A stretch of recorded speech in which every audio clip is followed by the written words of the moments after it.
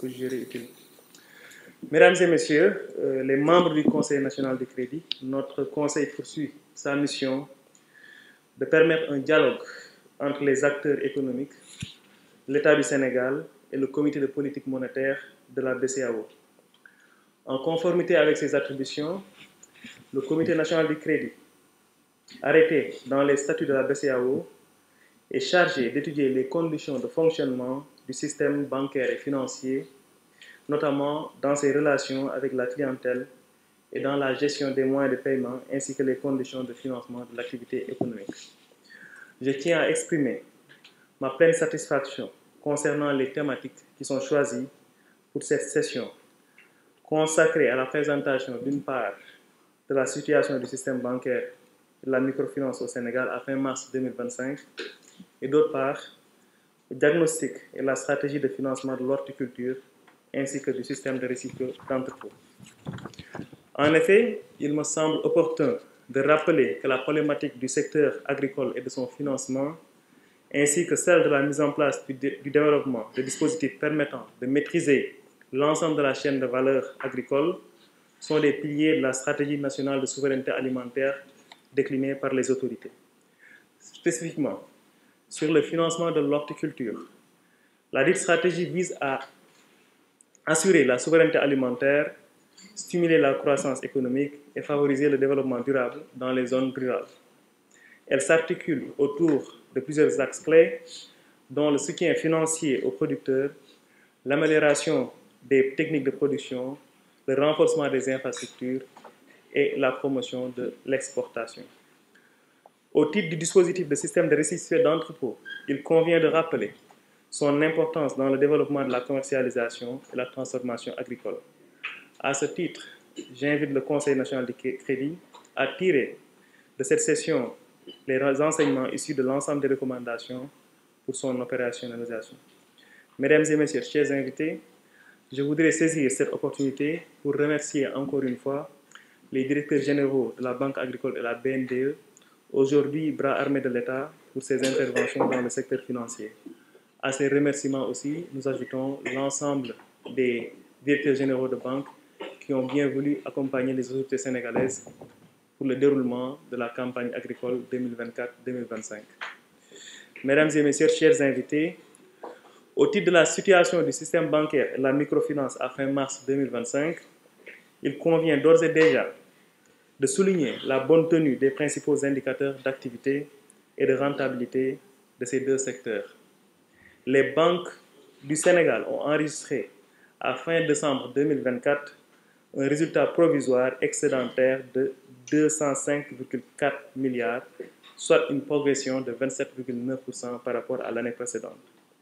Les encours de crédit des banques ont progressé de 7,6% en glissement annuel pour s'établir à 7 814 milliards à fin mars 2025.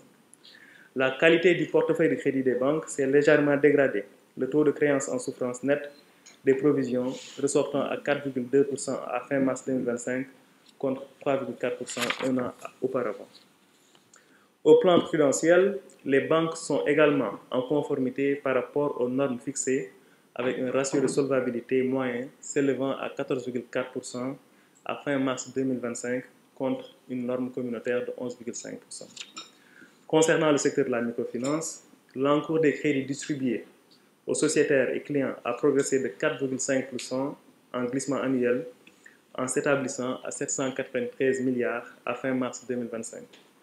Le taux brut de dégradation s'est établi à 8% en mars 2025 contre 5,4% un an plus tôt.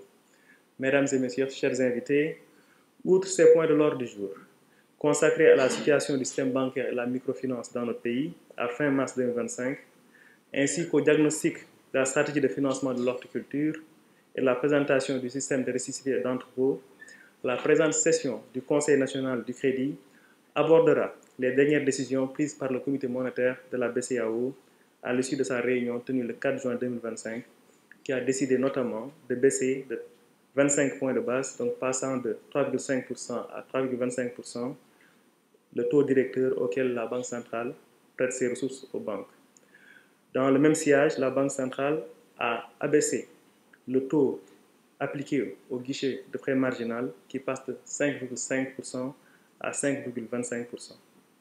Cette décision du comité de politique monétaire résulte de l'analyse de l'évolution favorable des prix, de l'activité économique et de la situation extérieure de l'Union économique et monétaire ouest-africaine, ainsi que de l'analyse des risques à moyen terme. En effet, l'inflation a baissé au premier trimestre 2025, passant de 2,9% au quatrième trimestre 2024 à 2,3% au premier trimestre 2025. Ce recul est lié à l'amélioration de l'offre de produits importés, notamment ceux de l'énergie, et aux effets des mesures de politique monétaire édictées par la Banque centrale depuis presque 2 ans. D'après les prévisions, pour cette année-ci, l'inflation devrait se situer à 2,2% en 2025, après un taux de 3,5% enregistré en 2024. Donc je voudrais enfin féliciter le Conseil national du crédit pour la mise en place du comité de suivi des recommandations ainsi que pour les avancées significatives qui ont été enregistrées depuis notre dernière réunion. En particulier, vous me permettrez de noter avec satisfaction l'élaboration d'un tableau de bord qui désormais nous permet de suivre avec beaucoup de rigueur les décisions qui sont issues de nos travaux. À cet égard, je salue la mise en place par le directeur national de la BCEAO d'un groupe de réflexion chargé de l'élaboration d'une procédure de déroulement de la campagne agricole, de la révision du modèle économique de la filière arachidière et la mise en place d'un mécanisme de financement efficient permettant d'améliorer les paiements aux opérateurs, et les conclusions de ces travaux nous seront présentées aujourd'hui.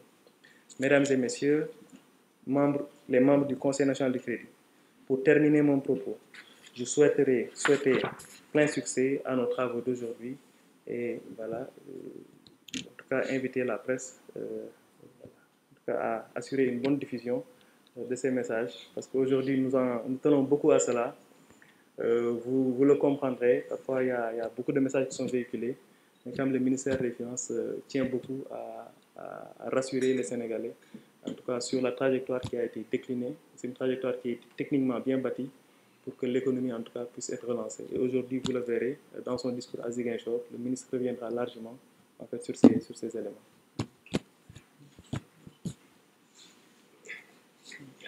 Merci beaucoup.